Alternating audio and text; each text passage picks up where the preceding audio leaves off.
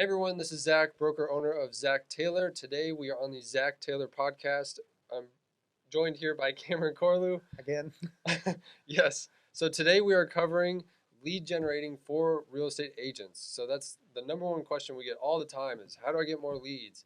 What is lead generation and why does it matter in our business? So Cameron, why do leads matter for real estate agents? Leads matter in a lot of different ways, guys. We know when we sell a house to somebody, they were a lead. Were they a sphere of influence? Did you buy the lead? How did you get it? Right? You don't have sales without leads. Zach, Right. have you ever closed a sale without from nobody being a lead? No. It's not possible. No, it's when we get licensed, we are now basically a service provider. Mhm. Very similar to like an electrician, a plumber. When they get licensed for those activities, well, now we need homes to actually work on, or for us, homes to actually sell. So we Right. have to talk to people. We have to get out there. Yep. I think a common misconception I get with a lot of new agents talking to them is they reference like HGTV or House Hunters International. Like, Or like selling Sunset or selling Tampa or yes, something where it's not realistic. We've got to focus on realistic ideas, real life events, because we know the stuff you see on TV, it's TV. Right? yes. So the general framework to be successful in this business is one, we have to go find leads. Yeah. Find leads, lead generate. The second step is put them in a database. We have Mm-hmm. to be able to keep track of everybody. And the third step, where fortune is in the follow up. So follow up. That's our most important It's step. the most important, like asterisk, underline, bold, capitalized, follow up. Have to follow up. And to also chime in on the database, putting it in a CRM and everything is mastering your database, making sure that you're on top of it, organized, and everything of that sort, because this is what's going to make you money, Yeah. right? How many sales would you say you close on the very first contact when you reach out to somebody? Probably like zero, maybe like 2%. You're not going to close somebody the first time you talk to them. And on the off chance that you do, congratulations, right? Yeah. Because it's very rare. What's the actual statistic?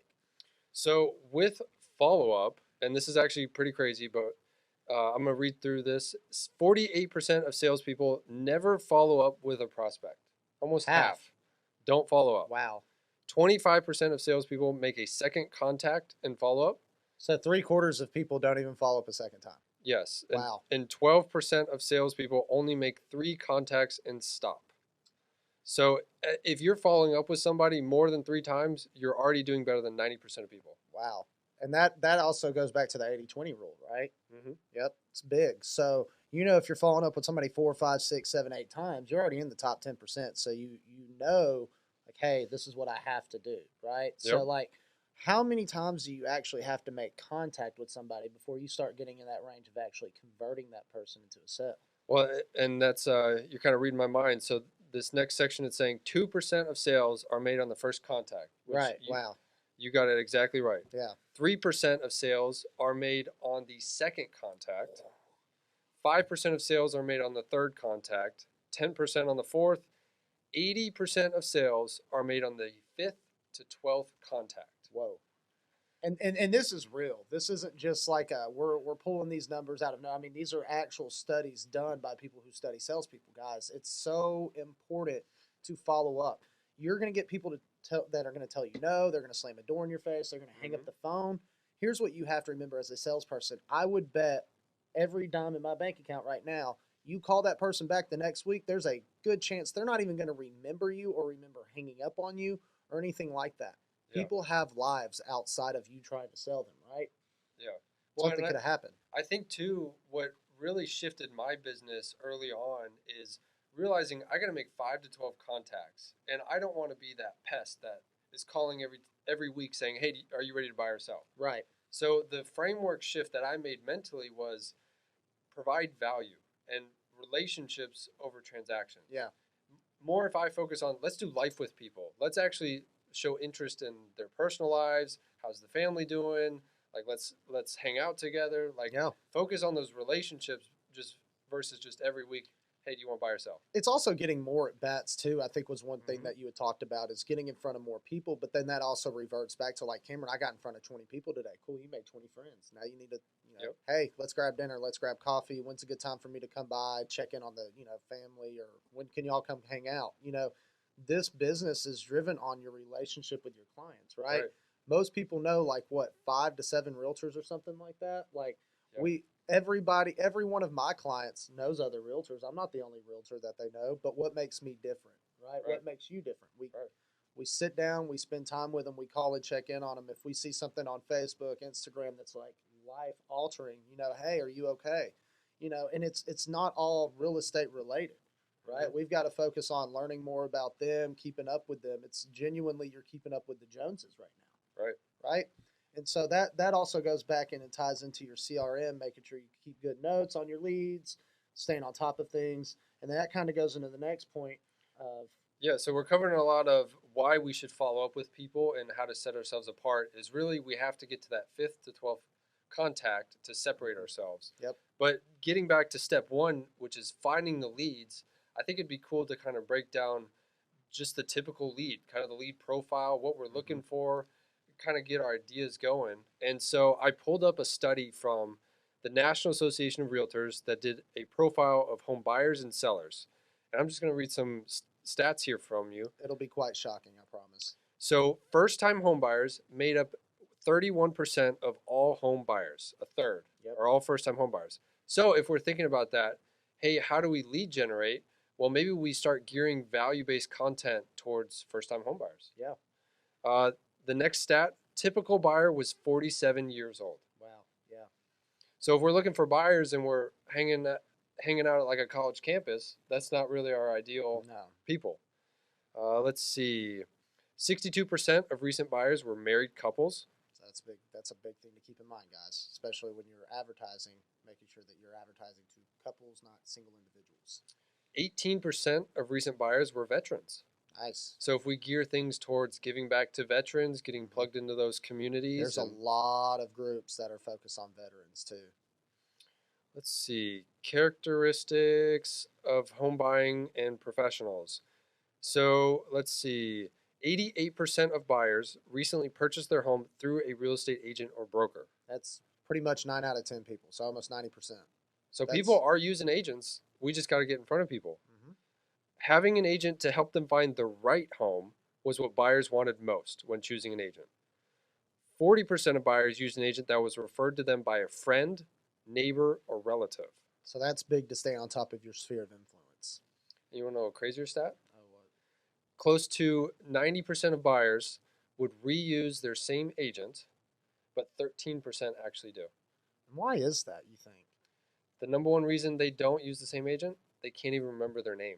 So, what does that tell us? We're not talking to our past clients. Yep. That's big. Guys, when you close on a home, and I've talked about this with my preferred lender, Matt Wilson, before, I've talked about this with other agents, is following up with your past clients after the closing.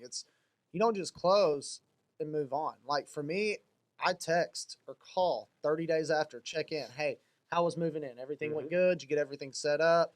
Anything that, happened I need to know about? Or is there anything I can do? Cool. 60, 90 days. Hey guys, just wanted to check in, see how life was. Everything good? Yep. And then here comes the question.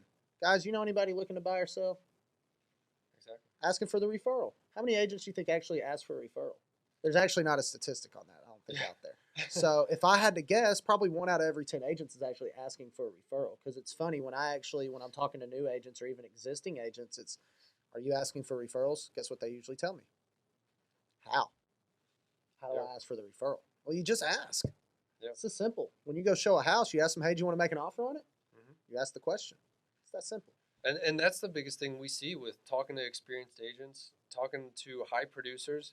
The number one thing they do is it's that relationships over transactions. It's not, hey, we closed on a home, I'm on to the next person. It's continuing to do life with them because they will send you more business. Or in 5 years, they want to sell their house again. Yeah.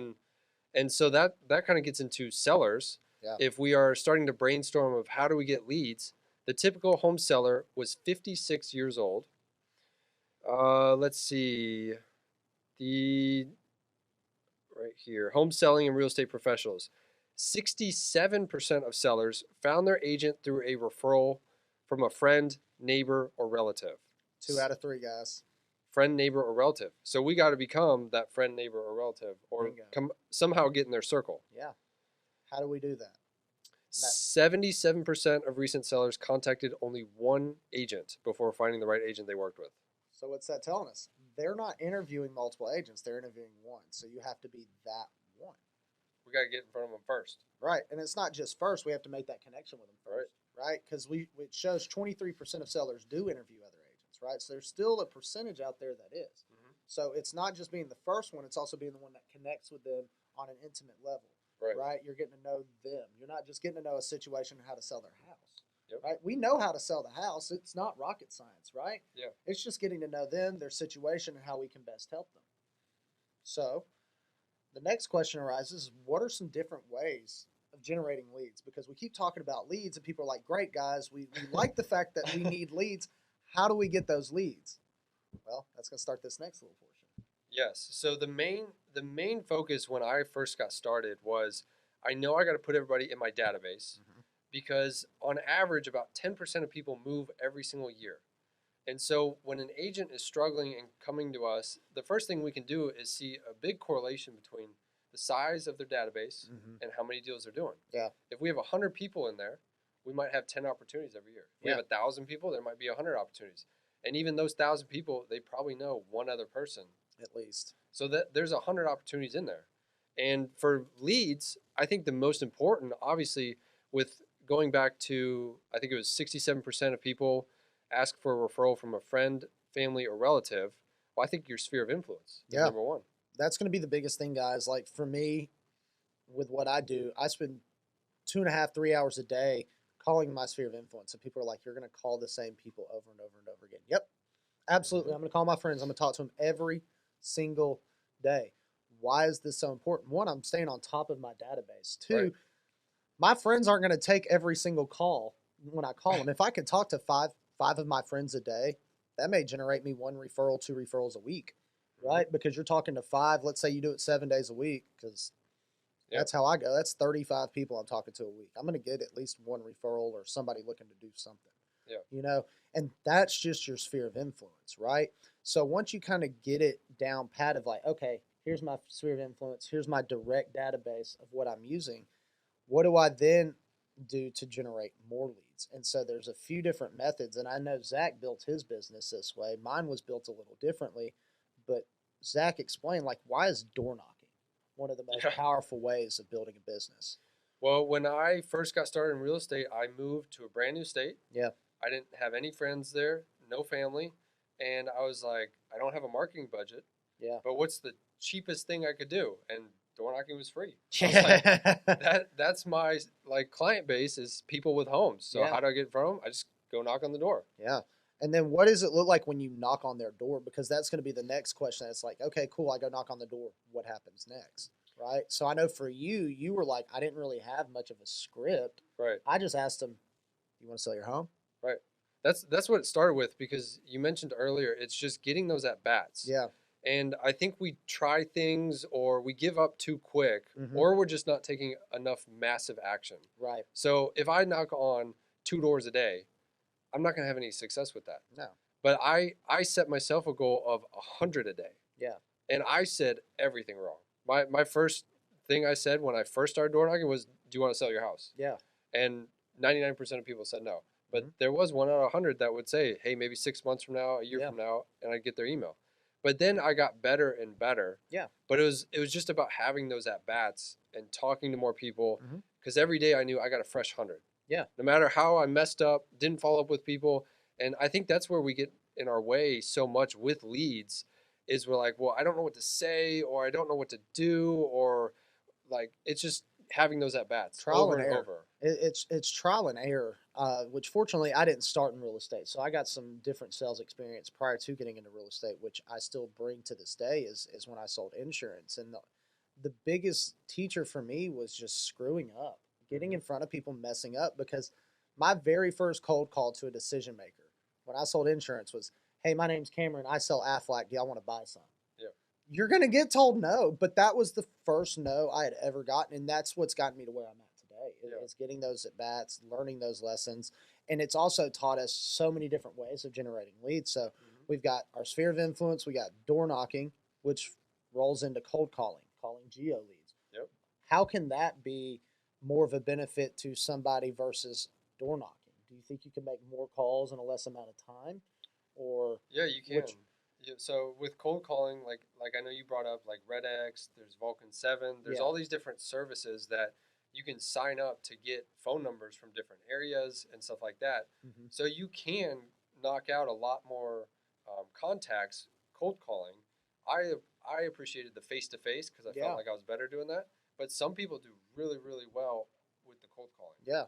And mixing it up too. Like there might be days where you want a cold call. There might be days where you want a door knock. There might be days where you want to go to like a networking event, but you've got to Yeah. be consistent with getting in front of new people, Yeah. right? Because our sphere of influence is only going to pay us so much. Now, if it's paying us what we want to make, cool. You've built your business. Now you're Yeah. maintaining it. And that's a different conversation for another day. But you've got to look for different ways to strategize and bring in new leads. So we got sphere of influence, door knocking, cold calling, right? What else? What else worked for you as you were getting your business ramped up? So when I actually started my business, I started on a team, and that team was big on buying leads, right? Buyer leads. You know, how can buying leads actually benefit you? Where you're getting a direct contact number from somebody who has registered on a website, right? They're looking at homes. Yeah. So they're showing a form of interest, and then you take those buyer leads and you call them. It's a cold call. They don't expect you to call them. Most people that sign up to look at that stuff have no idea what they're agreeing to. Right. They just want to look at pictures, right? So you'll call them and you'll just start asking questions. The way I would do it is, hey, at the time when I worked at X, I said, hey, this is Cameron from Exit Realty. You know, you had registered on a website. Just wanted to know what questions I could answer for you. I didn't ask if, and the wording on this scripting is very important because if you ask somebody if they had questions, the answer is always no. Mhm. I don't ever have questions. Somebody asks me if I had questions. Now, if somebody asks me what questions you have, Yeah. they're assuming that I have questions. Now I'm going to start answering, right? And that was a lot of the way I built my business initially in 2018 was just calling as many buyer leads, getting as many leads, and just pouring them into my database. Yeah. And then the follow up Mhm. because the first call typically no answer, second Right. call too. So it's just repetition and just creating. I think we talk about all the time, creating your machine, right? So then that leads into the many other different ways is you've got local businesses that you can partner with. How's that so impactful for especially realtors to partner with local businesses? Well, you're actually hitting a lot of fronts when you talk to different local business owners. One is those business owners, like, they want our business, they want us to push people to them. But even a simple, like, hey, let's make a video with them showcasing their business. Now it shows we're out in the community. It builds our presence. We might meet more people while we're there, but then that business owner is also going to know us and start referring people to us. Right. People are going to move into the area, and this is what happens, especially in Murfreesboro, where you're seeing a high growth. Is typically people are moving here. They're staying in an Airbnb, they're staying in a long-term stay hotel, they're staying in a rental property, and they'll go get coffee, they'll go get lunch, they'll go somewhere local. Mhm. People love local places, even if they're not from here. And a lot of the question is, hey, I'm looking to buy a house or do something. Who do I need to talk to? Yeah. You're cool with that owner, right? You. So Mhm. that's big, partnering with local businesses. And then another thing that you need to do is have networking events, right? Yep. Why networking events though? Well, when you start networking with other service providers, Yep. a lot of those, like if I start building a team of, hey, a roofer, an AC person, plumber, electrician, those people are talking to homeowners every single day. Yeah. And so they're having those conversations, and people might say, hey, I want to sell my house. Yep. Or I want to buy a rental property, or you never know. And guess who that home service professional is going to push? Yep. You, right? And then that leads into when you're listing a house, how can you generate leads off listing your house? You have the sign in front that's going to help you generate some leads, but what are some other ways when you get a listing, how to generate more leads off that listing? Well, that's kind of the good thing is too, when you have that listing, like we are trying to sell that, but the better we market it, the more opportunities we're going to get. Mm-hmm. So the website comes in, website leads, for sale sign, open houses, Yep. talking to the different neighbors. That's what I would do if I got a listing in a neighborhood. I would print off a one-page flyer, and I'm going to talk to every single neighbor Yeah. to kind of build my credibility in the area. Right.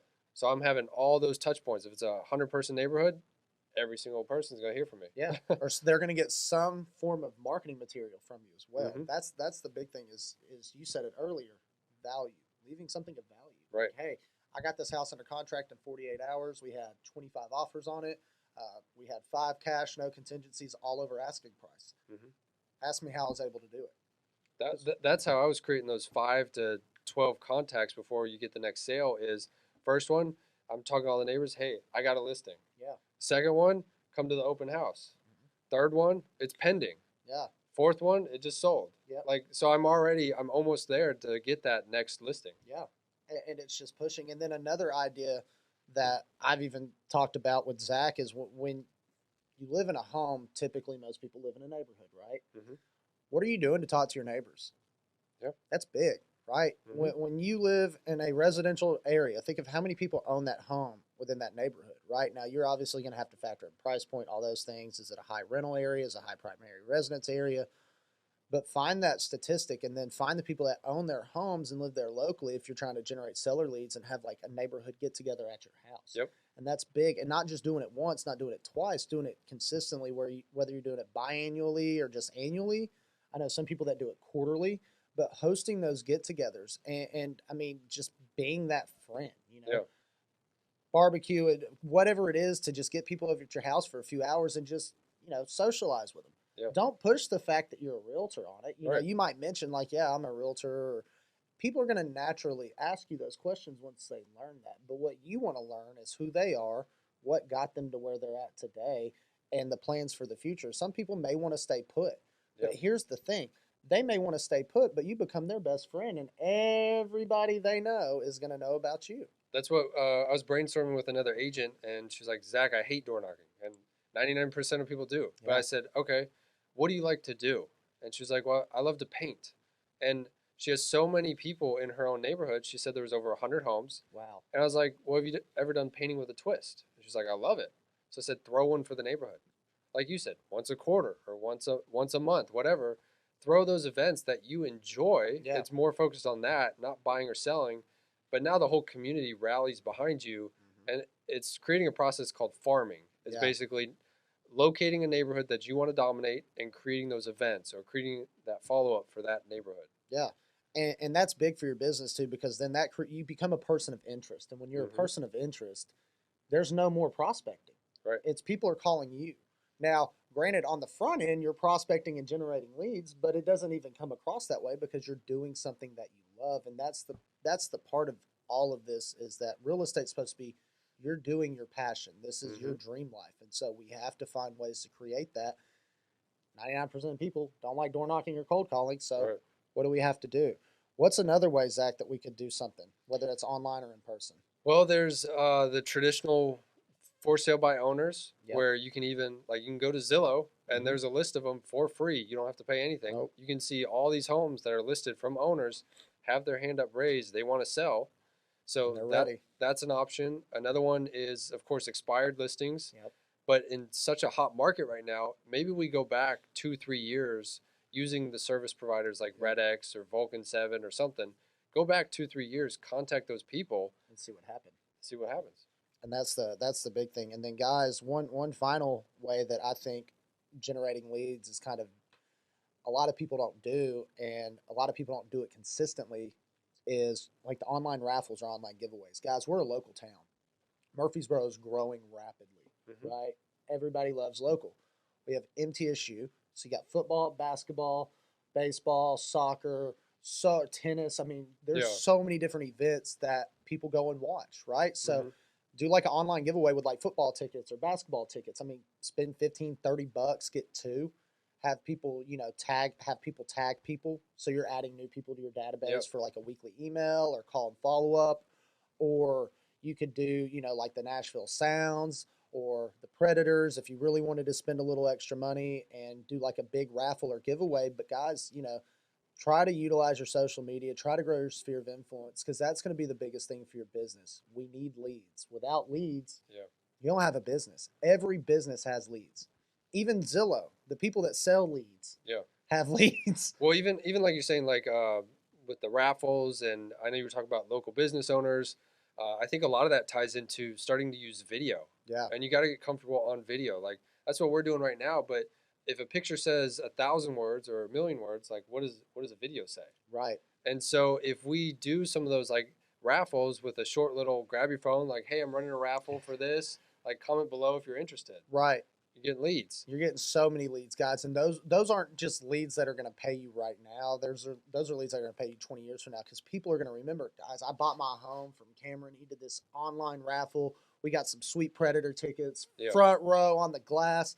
Like, go that little bit of extra mile, spend a little bit of extra money, but it's an investment. One, it's tax deductible, right? I mean, as much as we all love spending money, we love the tax deduction. So it's tax deductible, and it's making you more money. Yeah, with lead generation, the big important thing to know is everything works and nothing doesn't.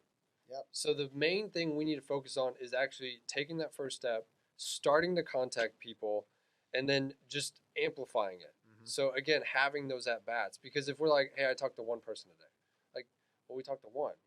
How do we talk to 20? How do we talk to 30? We got to get more and more at bats.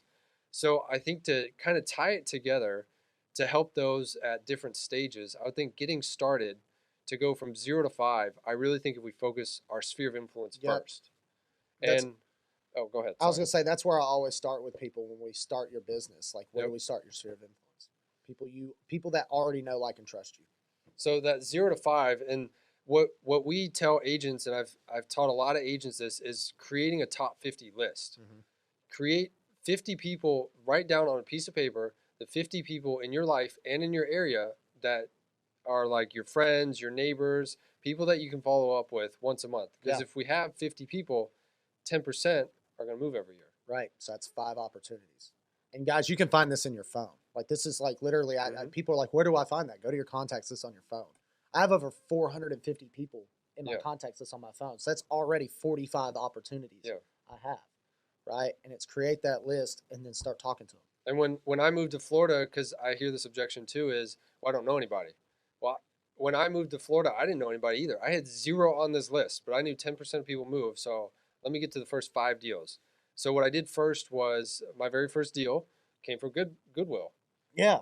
Yeah. I love this story. Tell everybody this story. First week being licensed, I pull up to Goodwill, and it's kind of like a drive-through setup. And this guy's in front of me with this trailer full of furniture. And he's starting to unload it, and I just pull up in my car, and I sit there, and I'm like, this is going to take forever. Yeah. But then all of a sudden it clicked, like, no, I need to go help people. Like, that's what this is about, relationships, because I didn't know anybody. So I got out, helped him unload everything. It took like 20 minutes, older gentleman, and then I pulled out a card, and he was just so thankful. He's like, thank you so much for helping me. I was like, I handed him the card, said, anytime. Let me know if you need anything else. Yeah. He said, actually, I'm donating all this stuff because I want to sell my house. I need to downsize. First one. Guys, how impactful is that? So you best believe he was the first name I wrote on my list. Yeah. Second deal came from my banker. Yeah. I went in. I had to create my business bank account. And she was like, why are you creating the account? I was like, I'm a real estate agent. She's like, really? I'm looking for a townhome, probably in 3 to 4 months. And so every week I went to the bank with some sort of reason. Yeah. Like, I need checks. I need a debit card. I need this set up. So I was just building those relationships and those touch points. And then I joined a basketball pickup group. Nice. 30 guys, played every Tuesday, Thursday, but we were doing life together. Like, we were hanging out, playing basketball. We all liked the same hobby. And then, I didn't join this group because of this, but I was already part of a small church group on Sundays, which had 15 people. So now all of a sudden, I'm almost at my 50 people, and I consistently created my first 5 deals every year from that. Yeah. It's all on building a database. Guys, there's no excuse on building a database. There's not a single excuse. The excuse that you're making is just you're not working. Yeah. So, guys, thank you for watching. As always, we appreciate your time. Feedback, anything that we can do. Yep. You can reach me at 615-410-6262. Call me anytime with any questions, concerns about anything, whether you're a consumer or an agent. What can I do to help you? Zach? Yep, this is Zach, broker owner of Zach Taylor Real Estate. Remember, with lead generation, everything works and nothing doesn't. The biggest thing is just to take that first step. So we'll see you guys next week on the next podcast for Zach Taylor. Sounds good. See you guys. See y'all.